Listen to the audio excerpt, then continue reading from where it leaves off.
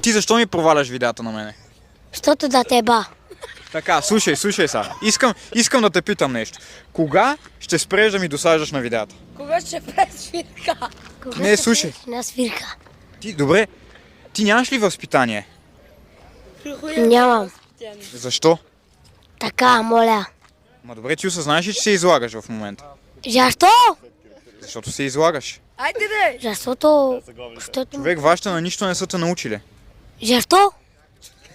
Ами защото аз ти казвам, че не ми е приятно да участваш в видеята ми и ти пак седиш и пречиш на момчетата за участието им. Защото искам да те ба. Ма добре, как мога да говориш такива неща? Мога.